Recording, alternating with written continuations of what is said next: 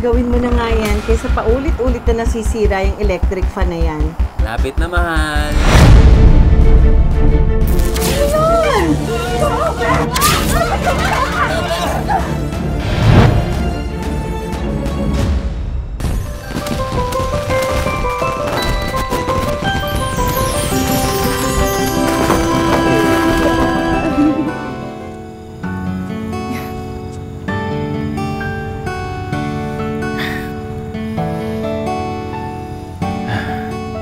Jennifer, Happy New Year. At ngayong papasok na yung bagong taon. Gusto ko ikaw na makasama ko habang buhay. Araw-araw, mahal na mahal kita. Wala akong ibang gagawin kundi paligayahin ka. Jennifer, pwede ba kita maging kasama? Oo naman.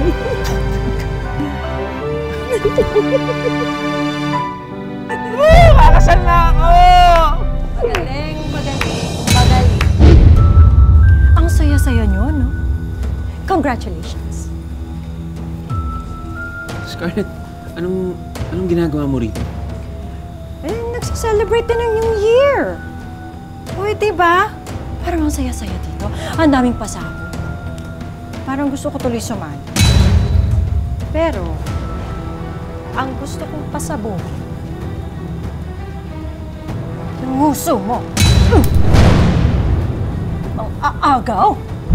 Scarlett, ano ba? Mga agaw? Paano ko inagaw ang hindi naman sa'yo? Iniwang ka na ni Obet. Hiwalay na kayo nung naging kami. Pero dapat babalikan niya pa ako kung hindi mo siya nilagde. O ano? Masaya ka? Masaya ka na nakapanira ka ng relasyon? Scarlett, hindi. Matagal na tayong tapos. Sabi mo, mahal mo ko. Ang sabi mo, hindi mo ko iiwan. Pero bakit pinagpalit mo ako agad? Scarlett, uulitin ko. Masaya na kami ni Jennifer. So please naman, tigilan mo na kami. Kalimutan mo na ako. Halika na. Hindi ako magpalit. Ulang yun. Talaga magpalit. Ay! Tama na! Hindi mo nga yan. Itiwan mo. Ah! Sika! Scarlett! Scarlett, please! Tigilan mo na kami. Owen! Ayaw kaya! Owen! Ayaw kaya!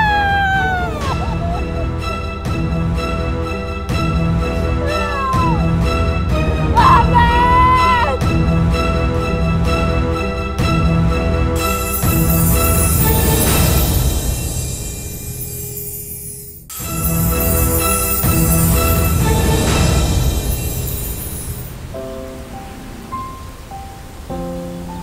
Anak, isang subo na lang. Sige na.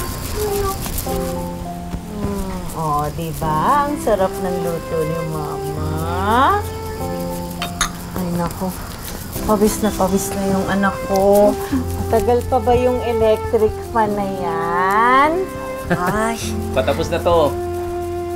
ang hirap mo naman palang customer, ma. Mainipin ka pala. O, yan. Ayan, pwede na ito gamitin. Oh, halika na. Kumain ka na dito. Hindi, naku, mahal. Magkakape na lang ako. Ha? Bilis lang. Okay. First day ko kasi ngayon sa trabaho, hindi ko pa nami-meet yung boss ko. Eh, nakakatakot. Baka pagalitan ako kasi baka malita ako. Sipag-sipag naman talaga ng asawa ko. Siyempre naman, para sa inyo. Para kahit paano, makaginhawa naman tayo. Pagamot natin si Jovelyn. Papaayos ko tong bahay. At mabigyan ko kayo ng magandang buhay. Alam mo, mahal, ang swerte namin sa'yo ng mga bata. Ano? Hindi ba yan naman ang sinumpaan ko? Mahal na mahal kita. Talaga? Kahit na tumanda na ako, kahit na di na ako kasing ganda nung dati, Mahal, kahit anong mangyari, ikaw pa rin ang pinakamagandang babae buong sa buong buhay. Wow! Ang gara pala dito, sir. Sa'yo eh. Astig ba? Ganda rito eh. Big time, ha? Sigurado ako, hindi lang big time may-ari to, mayaman pa. At hindi lang mayaman, maganda pa. Isa nga pala, pinatawag ko niya sa opisina. Bakit daw? Yun ang hindi ko alam. Pumunta ka na lang doon sa opisina. Okay, sige. Tatawagan na lang kita. Ma'am? Magandang araw po. Pinatawag niyo daw po ako.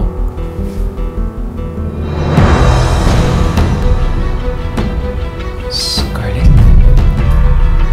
Kamusta ka, Obi?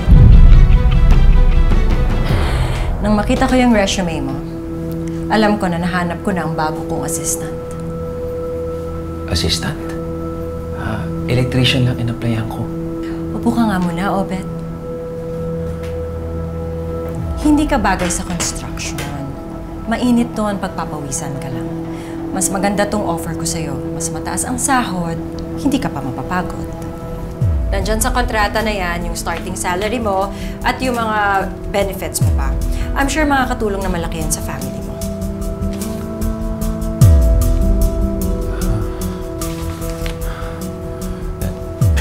Naisip ko lang kasi kung malaman ni Jennifer, baka kung ano pa isipin niya. Pwede mo pong sabihin. Pwede namang hindi niya malaman, di ba? Total, wala naman tayong gagawin na hindi maganda. Oh, tingnan mo yung mga kulay. Ito 100 lang, ha? Uy! Uy, Naku! pare. Nandito na naman si Betty. Uy, grabe to. Ano naman yung mga pinagbebenta mo, ha? Pare, syempre mapapa-beauty lang naman. Ito naman, oh. Ay, sorry pero hindi na yan kailangan ng misis ko.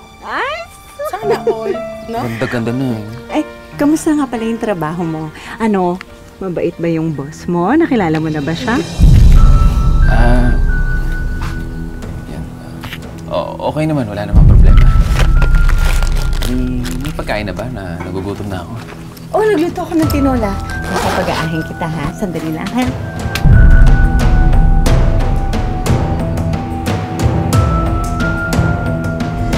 Matanda na yung napangasawa ko. So, namatay din siya agad. Tapos ayun, sa akin niya iniwan ang lahat ng pera niya. Biyuda ka na pala. Minsan malungkot. Kagaya nung bahay ko. Ang laki-laki ng kama ko, pero wala naman akong kasama.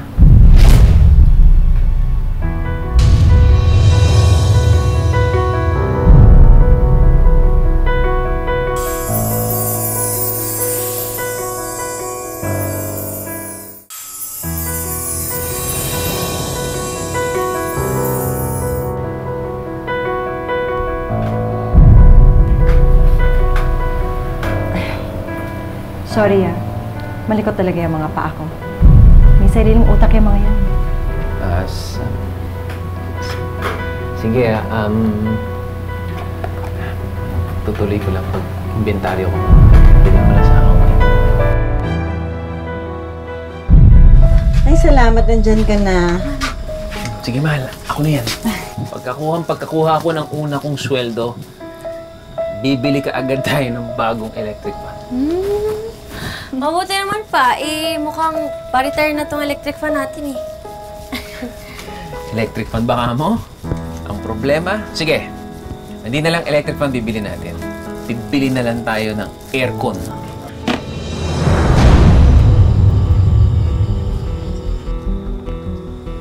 Bakit ka meron ganito? Ha?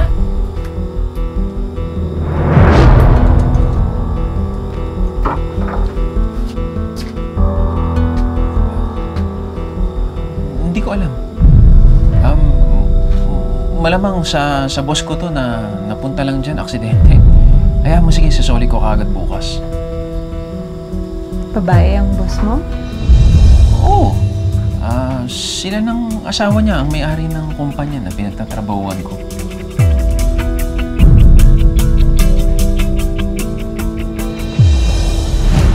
Sabi ko naman sa'yo, Obet.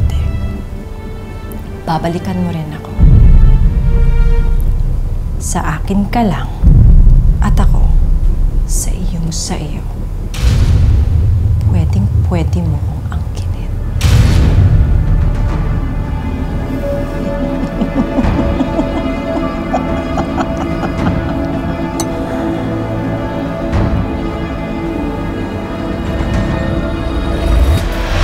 Pero, bakit napunta sa bag ng asawa mo yung lipstick, di ba? Para kasi nananadya. Baka nga aksidente lang. Alam mo, dapat hindi ko na sinabi sa'yo eh. Napaparaning tuloy ako.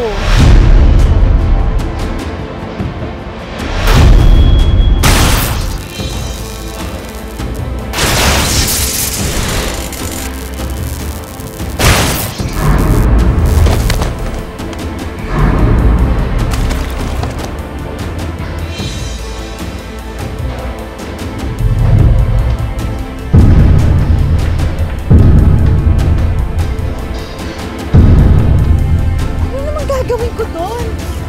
Di ba nagluto ka ng minuto kanina? Dalan mo kaya yung asawa mo sa opisina para patikim niya dun sa boss niya at malaman ng boss niya na iyong asawa mo?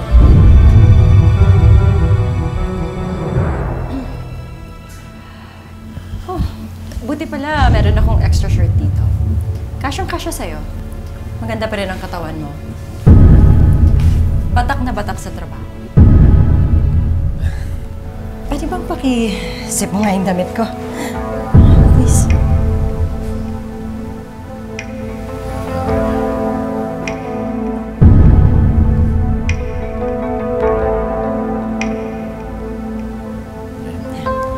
Alam mo, kung hindi dahil sa'yo, nakuryente na. Salamat ha.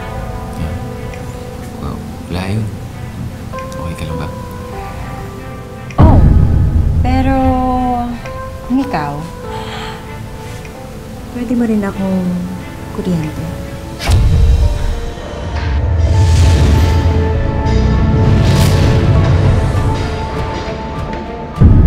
Miss na kita, Obet. Matagal na akong nagpipigil. Chance na natin to. Sige na, pagbigyan mo na ako. Scarlett, mali ito. May asawa ako at mahal ko ang asawa ko. Pwedeng hindi niya malaman. Gusto mo to, di ba? Gagalingan ko to. Promise, makakalimutan mo ang asawa mo. Please. Scarlett, pwede ba kung ganito rin lang ang mangyayari? Magre-resign na lang ako. Obet, please. Ay, ano ba? Obet. Sige na. Jennifer. Magpapaliwanag ako. Nakapatong sa'yo yung ex mo. Ano pang ibibigay mong paliwanag? Nagkagatsilyo kayo? Jennifer, pwede ba? Opisina ko to. Umalis ka na nang matapos na namin yung ginagawa namin ni Obet. Ay, sorry. Storbo ba? Sige, tapusin niyo. Gusto niyo ba manood pa ako? Oh, Jennifer, pangako ko sa'yo, wala akong masamang ginagawa. Mga hayop kayo! Ay, ano wala? Araw-araw naglalaway ka sa akin eh. Hindi ba? Sabi mo pa nga, pareho tayo. Dahil ako, nag-asawa ako ng matanda. Tapos ikaw, nag-asawa ng mukhang matanda. Sinungaling ka talaga, Scarlett. Bawiin mo lahat ng sinabi mo! Mga hayop kayo! Oh, ano ba, Jennifer? Hindi ka pa ba aalis? Manunood ka pa ba ng show namin? Oh, promise, sasarapan ko. Masarap. Ay, sarap! Ano mo ikaw? Hindi ka naman masarap. Hindi rin masarap yung minuto mo! Tama na, Scarlett! Ano ba? Tama na! Hindi na tayo! Hindi! Ang asawa mo lang! Nilantan ka! Bitiwan mo ako! Jennifer, away na tayo! Ano ba? Sige, aalis ako. Tapusin mo yung trabaho mo. Baka bitin si Mamo. Jennifer, sandali! Papaliwanag ako! Tama na, Scarlett! Jennifer! Oras! Mahal! Layas! Mahal! Lumayas ka! Teka lang! Mahal, I'm sorry, bakit ba ayaw mong maniwala sa akin? Wala akong masamang ginawa. Siya lang yung lapit ng lapit sa akin. Kumulat ka naman! Niliho pa sa akin! Bakit ka nagtatrabaho? Lumayas ka! Kapal ang mukha mo! Hindi! Dito lang ako sa malapit sa inyo. Kahit dito ako sa labas. Okay lang sa akin. Magtitiis ako. Pwes, diyan ka sa labas!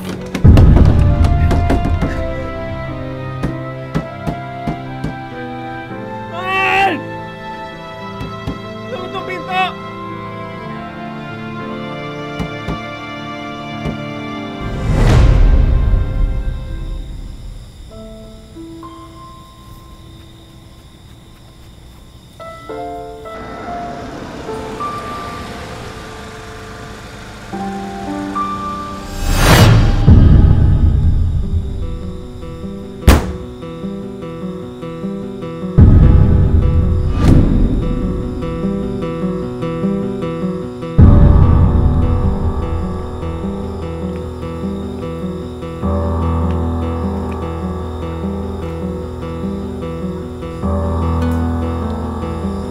Obet,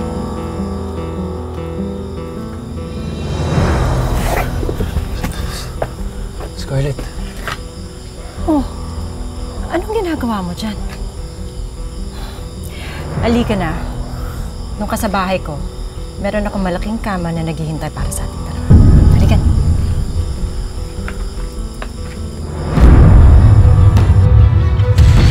umalis ka na, Scarlett. Sobra-sobra na yung panggugulong ginawa mo sa pamilya ko. Ito pa ang gusto mong buhay. Mahirap ka na nga sa daga. Panis pa yung asawa mo. Huwag na huwag mong pagsasalitaan ang asawa ko. At para lang malaman mo, Scarlett, siya ang pinili ko, hindi ikaw. Narinig mo? Narinig mo naman siguro ang asawa ko. Umalis ka na. Hindi ba? Pinalayas mo na to. Kaya kinukuha ko na siya. Pero this time, no return, no exchange. Kaya akin na to! Teka lang! Ano ba? Mahal, bitawan mo nga. Ano? Mahal, baliw ka na talaga, no? Sira na ulo mo.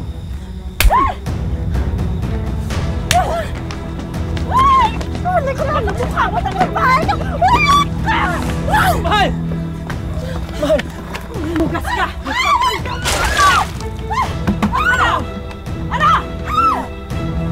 Ano? Titili-tili ka? Ano? Umalis ka na? Mahal! Mahal! Basta walang hiya ka! Yan ang bagay sa'yo! Maghugas ka ng kati mo! Alas!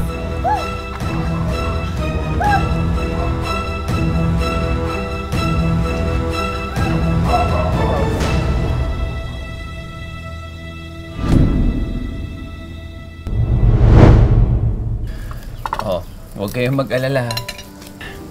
Maghahanap na ako ng bagong trabaho. At syempre, hindi ko nakakalimutan yung pagbili ng bago rin na electric fan. Naku, Daddy, wag na. Sanay na ako magpaypay. Mahal, kaya pa namin magtiis.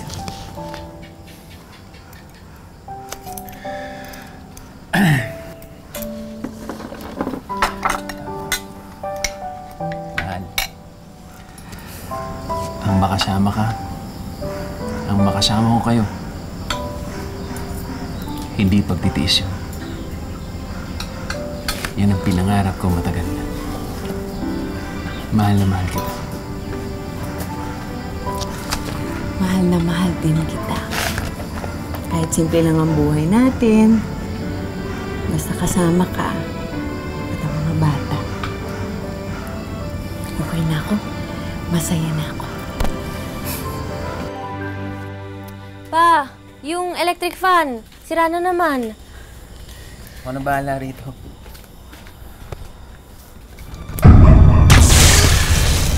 Go, Obet! Obet, lumitaw ka!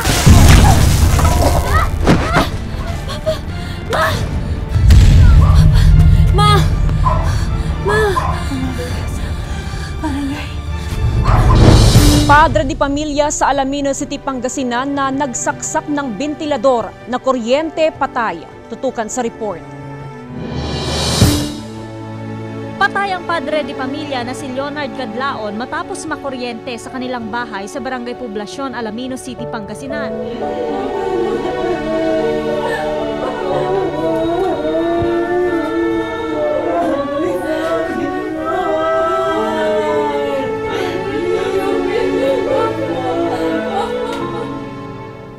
Nay, ano yung mga gusto niyong sabihin sa kanya pag nagdarasal kayo? Ano po, lagi ko po talagang sinasabi na, Daddy, mahal na mahal kita. Guide mo ako lagi na kahit nawala po siya, makakayanan ko para sa mga bata, ma'am. Huwag na natin patagalin pa. Simulan natin yan sa isang bigasan franchise package mula sa Best Top Franchise Company. Dagdagan na rin natin yan ng beauty products business at frozen meat negosyo. Na ito, meron ng study room showcase para sa mga bata. May sofa, brand new TV, tablet, and Wi-Fi. Maraming salamat po, ma'am. Para po sa bagong taon naman po ito. May samut-sari po tayong grocery items, tapos meron po tayong milk tea business, at meron tayong po mga damit para pa sa inyo at sa mga anak nyo. But wait, there's more! Meron din pong surprise na naghihintay para sa inyo sa labas po ng bahay nyo. Ay, Nakikita niyo, Nay? salamat po, ma'am. Manok po, mga manok po, at saka pagkain po ng manok. Samahan na rin natin yan ng free seminar and training tungkol sa free-range chicken mula sa FarmTech Agricultural Learning Center. Salamat po, ma'am. Meron pa akong panghuli po, Nay. Siyempre, dapat hindi humawala ito po. Wish ko lang savings para po sa inyo. Maraming po salamat sa wish ko lang, ma'am. Sinulungan niyo po kami.